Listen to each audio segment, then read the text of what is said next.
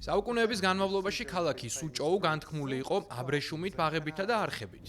მართლაც ამ უძველეს ჩინურ ქალაქს ხშირად აღმოსავლეთის ვენეციასაც უწოდებენ. მოგესალმებით გადაცემაში კულტურათა გზაჯვარედინი. შემოგვიერთდით და ჩვენ დაგათვალიერებინებთ გასაოცარ ქალაქს, რომელიც აერთიანებს ჩინეთს და ევროპას.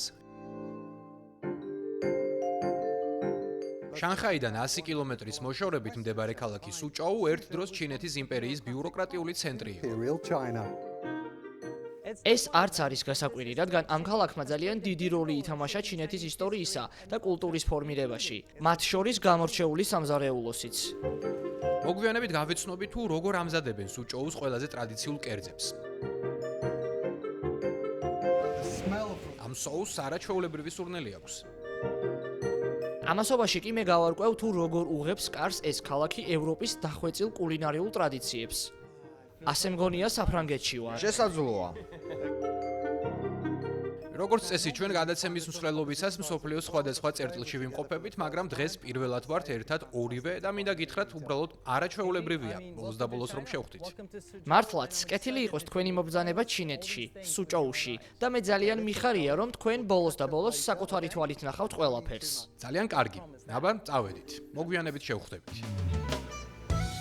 ხალი სუჭოუს იდენტობის განუყოფელი ნაწილია. ეს განსაკუთრებით ეხება ამ ქალაქის საუკუნოვან კულინარიულ კულტურას. ეს ქალაქი ძიანსუს პროვინციაში, ტბა ტაიხუს ნაპირას მდებარეობს, რომელიც ერთ-ერთი ყველაზე დიდი მტკნარი ტბაა ჩინეთში. და როდესაც საქმე სურსაც ეხება, ეს რა თქმა უნდა თევზია. მე უნდა შევხვდე შეფ მზარეულ ჭუ ჟუნგძინს, ქალაქის ერთ-ერთ ყველაზე ძველ რესტორანში. იგი დამთანხმდა მათ ჩვენოს თუ როგორ მზადდება კლასიკური სუჭოუს კერძი.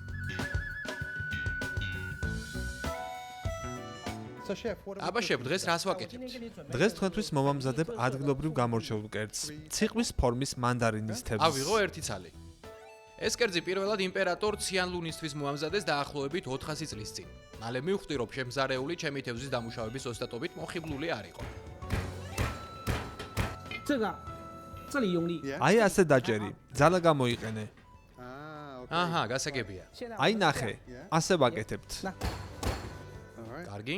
არა. 您这样。 აქ მგონი თითებსაც მოვიჭრი. თევზის ფილეს მომზადების შემდეგ მას უნიკალურ ფორმას აძლევენ, ხოლო ამის მერე ამოგანგლავენ ფქვილში. ეს ის თევზია, რომელსაც იმპერატორი 400 წლის წინ მიირთმევდა? დიახ, ეს არის მანდარინის თევზი, რომლის ჭამაც იმპერატორს უყვარდა, როდესაც მოგზაურობდა სამხრეთით მდინარე იანძიზე.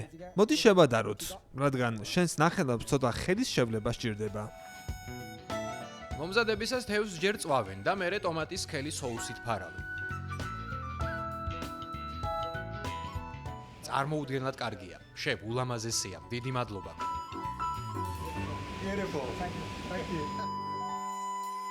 მინდა გკითხოთ, შეფ, რატომ უწოდებენ ამ თევზს ციხვისებრ მანდარინის თევზს? ამ მანდარინისებრ თევზს ციყვის ფორმა აქვს. თავი მაღლა აქვს აწეული და კუდი აპრეხილი. როდესაც ცხელ соуს ასხამ, ისეთ წრიპინახმას გამოსცემს, როგორც ციყვი. ციყვი ჩვენს ქვეყანაში კარგი იღბლის სიმბოლოა. ძალიან გემრიელია, მართლაც დელიკატესია. გარეთაკანი ხრაშუნა ფენით არის დაფარული და ძალიან ხრამუნაა, რადგან ფქვილში რომ ამოვგანგლეთ, соусმა ვეღარ შეაღწია ღრმად მთელ თევზში. აბა, რა სიტყვით ამიყვანთ სამსახურში? დიახ, ამიყვანთ? შეფ, დიდი პატივია ჩემთვის ეს ყველაფერი. დიდი მადლობა.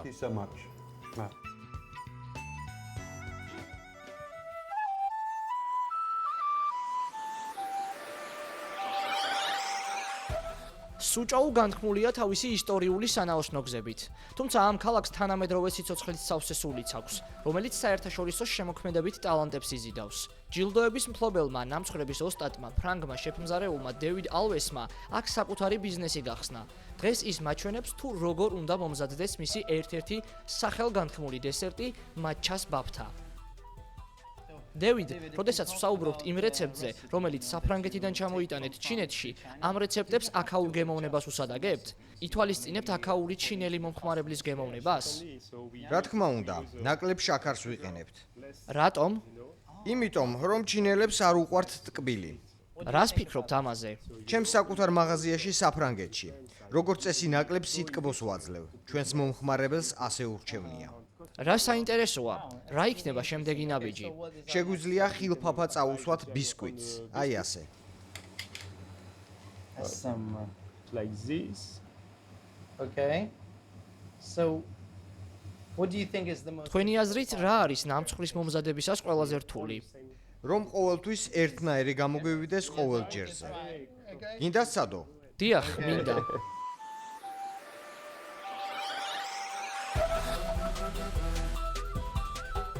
გამომდის? დიდი მადლობა, განაგრძე. მშვენიერია, შეგიძლიათ ჩემს გუნდს შემოუერთდე. სამუშაოც ვიშოვე, არა აქ? პოლ, დაიმახსოვრე. ყალიბი მაჩასწომით უნდა გაავსო და ზემოდან ხილფაფიანი ბისკვიტი მოათავსო, სანამ გაყინავ და გააშრობ. ბოლოს ნამცხვარს პულვერიზატორით ნაცრისფრად შეხებავ.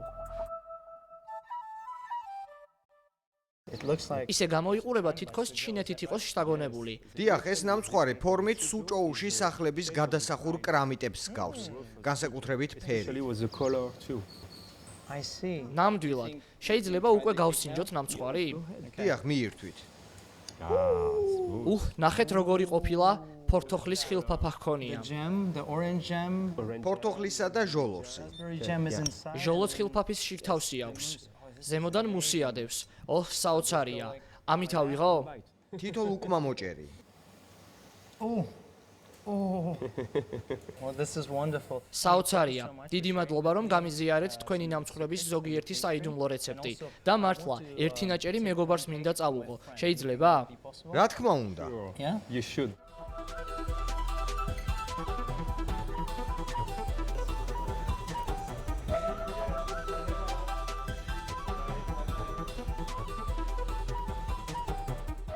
სუჭოუს არხები და ბაღები იმაზე მეტყველებს, რომ ეს ქალაქი ძველად ძალიან მდიდარი იყო, ძირითადად აბრეშუმით ვაჭრობის წყალობით.